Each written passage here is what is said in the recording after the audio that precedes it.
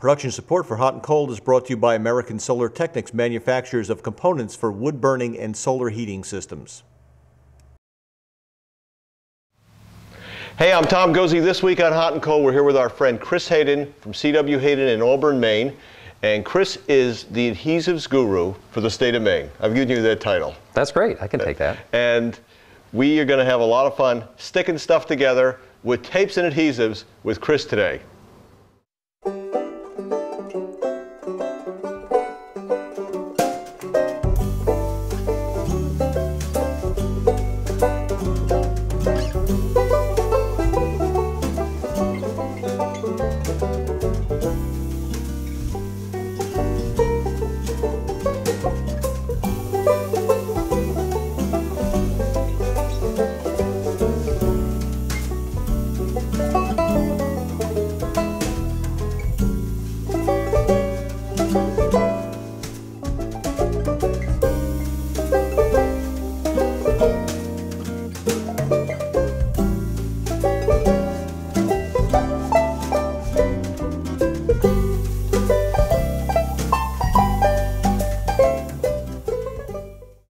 So Chris, we've done shows on adhesives and tapes for about 12 years, and every time I have you back here, we have more stuff, and we're sort of in the golden age of adhesives, if ever there was a golden age. We really are. The adhesives have just gotten better over the years.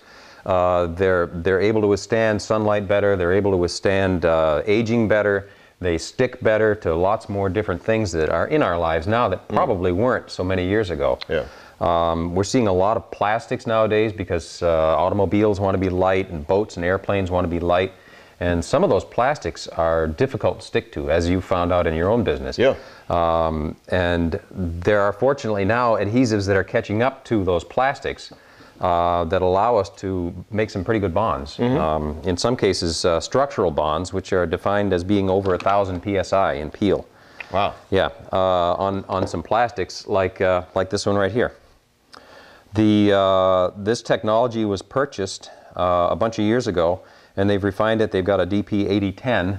It sticks to low energy polyethylene. Okay, so low energy, just because people aren't going to understand, low energy is a plastic that you can't normally stick things. It's hard to stick things to. Right. So polyethylene, like 6 mil poly for vapor barrier, or the kind of material a milk jug is made out of. Right. You can never get Elmer's to stick to that. Right, well, because the adhesive just sits there in a ball and beads right up, just like when you've waxed your car, the water beads up. Yeah. We don't want that with an adhesive. We want the adhesive to wet the surface out. And because of the low surface energy on the surface, most adhesives that are on this table here won't stick, but this one does. It wets it out, it bonds it, and a different version of it is actually a little bit more open time, 10-minute open time, and it gives you very good structural strength. And that's an epoxy type adhesive. It's actually an acrylic. Adhesive. It's an acrylic. Okay. It's a methacrylate product. Okay. That's write that down. Methacrylate. You're going to hear that a lot today. Well, we'll hear it a couple times. Yeah. Methacrylates are a very popular choice because they offer a tremendous amount of strength, some good flexibility, which epoxies, incidentally, which is what this is, and there's a few others in here. Epoxies are great adhesives, but they aren't very flexible, and they tend to become brittle, and they also age poorly in the sunlight. So, you know, in a lot of cases, people use epoxy when they should be using something that's maybe a little more forgiving, a little more flexible. In a boat, for instance, or something like that. It works good, but you have to be careful and get it in the right place. Okay. Another of the newer technologies is this hybrid technology, which is where they've taken silicone and urethane, and at the very beginning of the process, they bring those two polymers together. I'm not even sure they're polymers, but they bring them together, and they draw it up into a product that gives you the best of both of those products, in as much as you get terrific adhesion like you get with urethanes, you get very good longevity outdoors from the sun like silicones, and you get good flexibility and ease of working, and no solvents being given off. It's 100% solids. So people who, well, first of all, this is called a sausage tube. That is a sausage. And that goes into a special gun. It's a caulking tube, basically, without the tube. Right. And it goes into a gun like that. You snip the end of it off. Yep. You put the tip on. You've got a little disposable nozzle in there. You drive that down like that. We could call that a greener alternative because there's less packaging waste. There's a lot less packaging waste. When you end up with a caulking tube that's empty, it looks just like that. Yep. It fills the dump up. Right. These flex packs, when you've used up even the big one like that, they're about that big. The other thing I like about these is a lot of times you may not use up a whole sausage at one time, a whole flex pack at once. And so you set the gun aside, and 3 months later you have another project. You dig it out, and your cartridge is all gumped up, and it's sealed up, and it's set up all the way down into here, because these are moisture cure technology, not solvent evaporation. So you basically are either forced to poke a hole in the side and squeeze and make a gummy mess. I've never done that either, much. With the flexible pack, you can literally turn the thing around, open the other end, drop it down in your gun, and keep going. And this is all nice and fresh and clean up on that end. And just another thing now, the urethane caulks, people who make boats use for sealing because they're so resistant to moisture, and they're moisture cure. They're moisture cure. They are extremely resistant to moisture. They're also very good adhesives for doing structural bonding. They tend to be a little bit more rigid in their bond. They're still flexible, but the durometer of the end result is a lot tougher, a lot more difficult to drive a knife through and that sort of thing. They're also sandable, which is kind of nice, but they don't age well in the sun. If you put a white urethane out in the sun, it'll turn yellow very quickly. But so to use the hybrid, you get the best of both worlds, as you say. The weathering, and you've got the strength, and, you've got good strength, all that other good stuff. You've got fast cure, you've got no isocyanates, which urethanes use for their curing agent. These don't have any isocyanates in them. You can clean them up with a damp rag, which makes them nice. They're not all stringy and goopy and messy. And some of these are formulated with higher strengths than even some of the old traditional urethanes, like 5200 and some Sika products that are out there. Speaking of urethanes, there's also a new version of the urethane Gorilla Glue that everybody's familiar with. I use that term because it's familiar. Everybody knows the retail product. There's a lot of different variations on that product right now. Some of them are better than others, in as much as the Gorilla Glue, the original Gorilla Glue, if you had a squeeze out in your wood project, it would foam up into this tremendous mess. Well, they've worked on that, a lot of the manufacturers, and they've also worked on the speed of the set. So that now, with this one here, this is skinned over in about 3 minutes. The expansion is almost nil, and it's clear. So you don't have the big foamy tumor at the end of your glue? At the end of the glue joint, at the edge of the glue joint. Nice. We also have one, not from these guys, but from another vendor, that's fast enough so that you can use it in a finger joint application. Oh my. Which is to say, very quick, very quick. Very rugged adhesive too. Very strong. As long as your gap is good. You don't have a lot of gap in there. You don't have much strength when the parts aren't closely matched. Another fun product that I like is, moving back to epoxies, Mirror Coat, or some of the similar products like this. This is bar top coating. Oh, okay. You mix the two of them together and pour it over the top of this tabletop, and it'd be just glossy and beautiful. So you could take seashells and put it in. Old pieces of bacon. That'd look good on OSB, I think. You know, you should do that here. That'd be pretty nice. That was the look we were going for. Yeah, exactly. I have that going at my shop too, just because of spills. Methacrylates. We'll go back to methacrylates for a second, jumping all over the place. This is a new take on methacrylates. They are not a new product, but this is a new take on it, where you put a thick, pasty material on one side, and you daub from a dauber on the other side, the other part that's going together, and you put them together, no mixing. Oh, wow. Yeah. And it sets up so you don't, pretty quick. In mixing, you're using a gun like this, a little specialty gun that you have your two different chemicals that get mixed together in a mixing tube that sticks on the end. And it works fine, but that saves you the aggravation. Well, the other thing that it does is it allows you to fix your two parts, set them aside for days at a time if you need to. And then when they come together, done. You don't have to mix. That was stereo there. That was good. I like that. The epoxies are great because you can build some long set times in, so you have time to fixture and that sort of thing. But if you don't want to have fixturing time, but you still need to be able to set several pieces up at once and put them together, this allows you to do that with very good strength and some gap filling too. Not a lot. We can't forget silicones because they are pretty neat. Silicones have gone through 3 or 4 generations from the original acetoxy that has that acetic acid that bites your nose. That sort of vinegary smell. That you can't get anywhere near an oxygen sensor in a car. They've gone to the oximes that were not acetoxy, a little bit different curing, and they've gone to different ones even still beyond that. This is a neutral cure construction adhesive. Doesn't have that traditional silicone smell. They're a little easier to work with. They're not so stringy. You've used them. Excuse me, we did a project. We did several countertops where we used neutral cure silicone to glue granite tile to a countertop. Yeah. And I ran out, and I had a tube of neutral cure. I ran out, and I picked up another tube. I didn't look that it was the acid oxy, and started extruding it and doing my thing.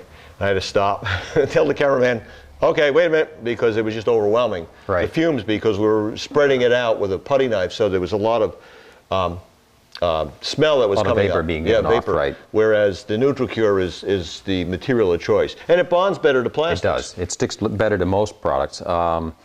Acetoxy is great if you're just going to fill a joint around the faucet or something like that in your house outdoors. You just want to keep the mice and bugs out.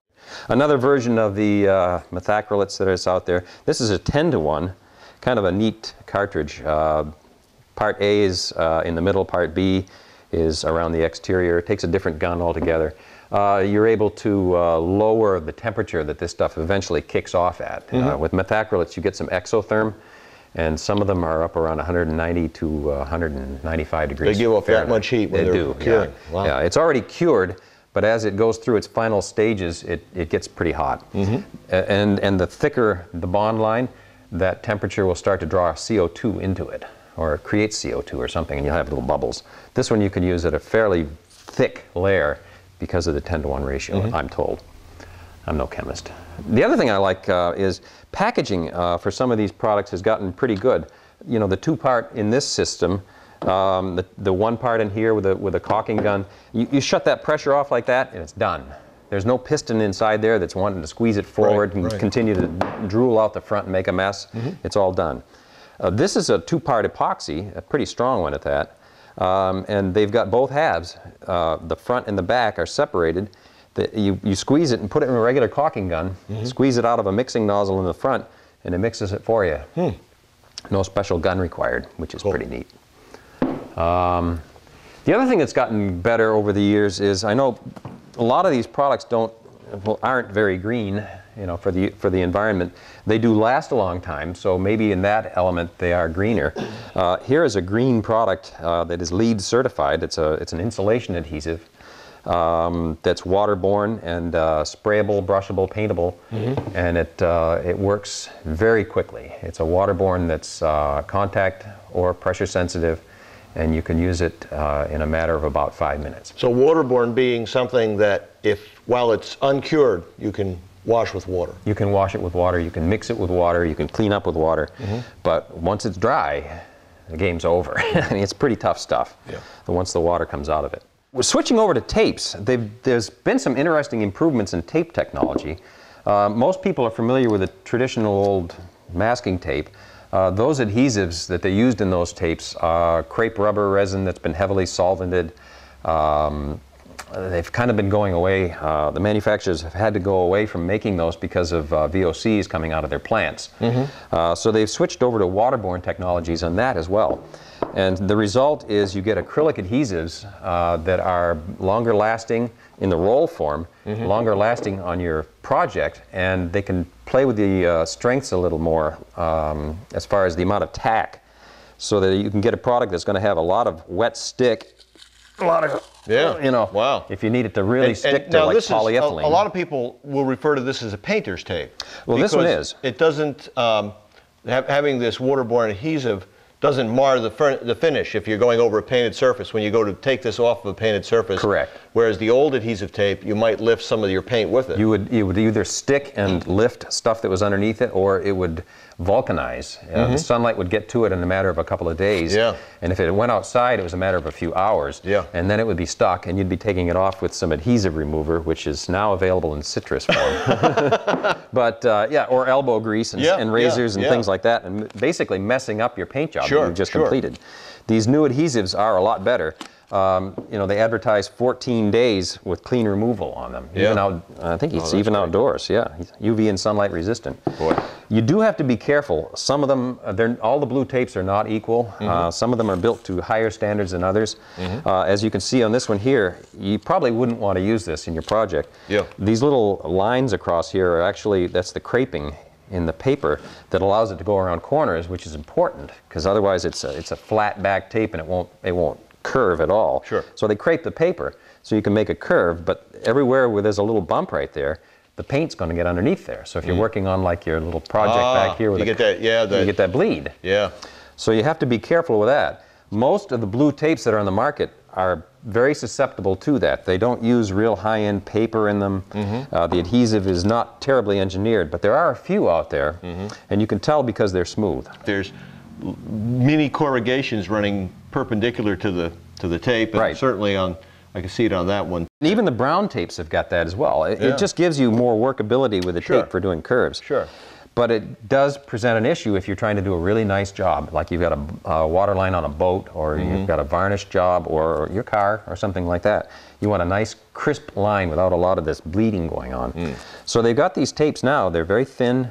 The adhesive level is very low, and they've got a very smooth edge.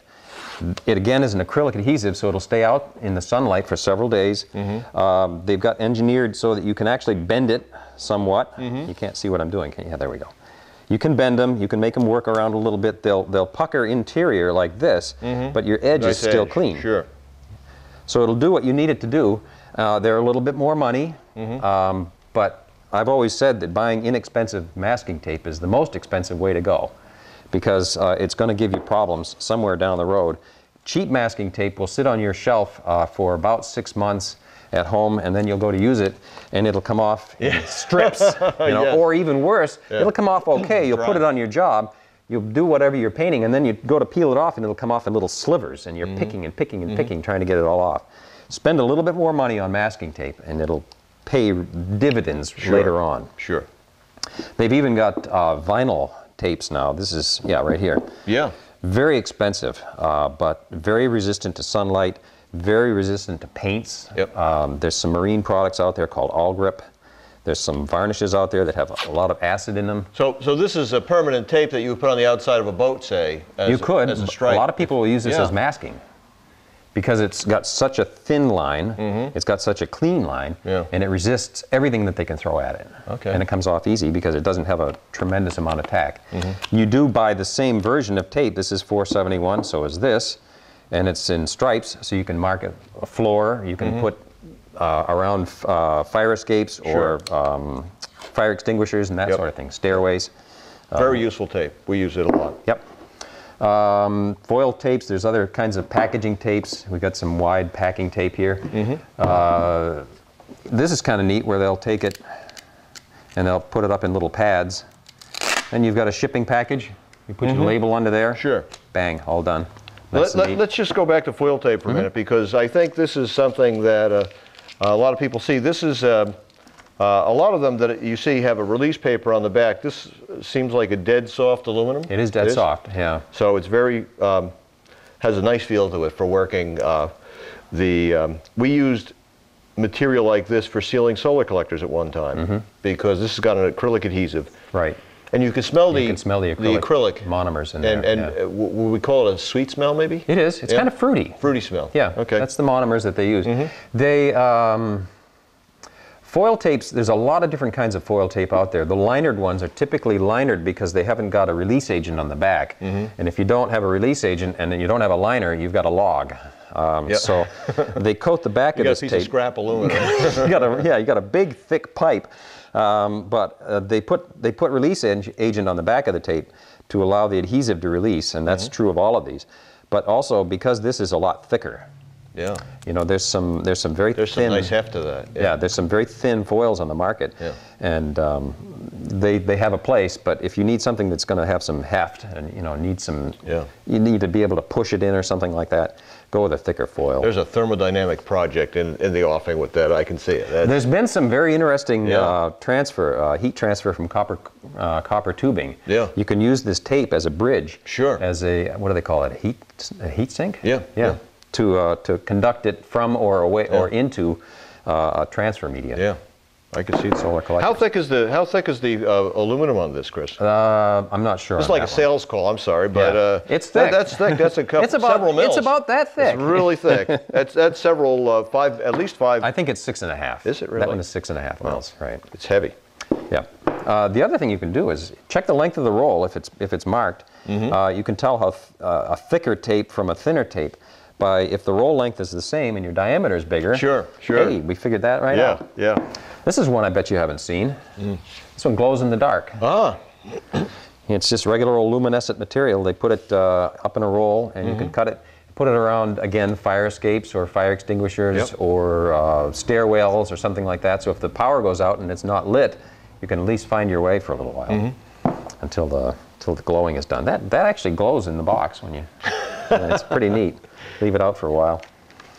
Back to masking for a second. This is one. I don't know if you've ever done you buy a car, say it's been in a wreck. I don't know if you ever do that. I never do stuff Never like do that. And you want to paint the car, but you don't want to have to paint the whole panel, right? Because this is broken and bent and smashed up down here, and this is where I'm working, and over here it's not, and the paint's perfect. Yeah. How do we separate that without leaving a line? You know, you put a regular masking tape down there, there's this crisp where the tape was.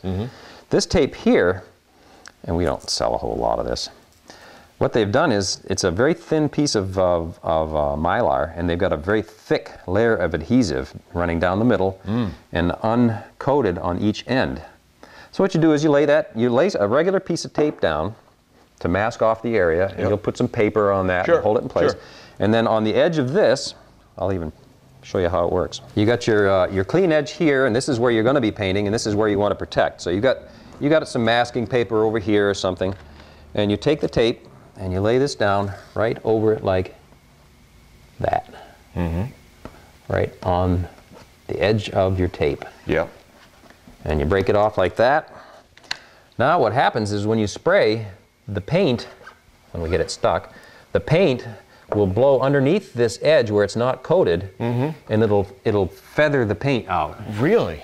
And it works. I tried it my own self, and I was very impressed with it. Some of the other products that are out there, like this one here, is a good gasketing tape. You guys are using some of this. Yeah. It's a vinyl, it's compressible, it's water resistant, gives a good gasket for your doors, your windows. If you Covers the tanks. Covers your tanks, yeah. Sticks well, stays in place really well. It's a good cushioning sealing agent. They also make them, this is sticky only on one side. They also make tapes now, sticky on both sides, varying thicknesses. This is a fairly thin one. This is called VHB technology. For very high bond. Yeah, I think it was actually somebody's initials. Oh, okay. But they never admitted Somebody it. snuck in their initials. And Vern got his initials on there, yeah. Anyways, I'm not going to get that liner off now. You've got it sticky on both sides. This tape right here is illustrates the viscoelastic properties of foam. That's a big word for you, okay? Yeah. Basically what that means is when you stick two smooth, solid surfaces together with this, say you're putting the skin on a trailer or something like that, it allows those two components to move independently a little bit and yet still stay together. So if your trailer's bouncing down the road and the skin's doing this and you've held it in place with rivets or screws, that panel is still going to move, and eventually the hole that you've drilled there is going to get oval and it's going to start to leak. And so this is used a lot in truck body construction. Yes. In trailer construction. In mobile home, not mobile homes, but RVs. RVs. And I've used this on solar collectors and have had very good success. They also have versions of it for putting window muntins in. Yeah. I used some of this on my house. You got me some for, I was putting a little trim piece on, and I thought instead of trying to split, it was a very small piece of trim. I used VHB tape. It was plastic I was putting up, and it worked well. It works well.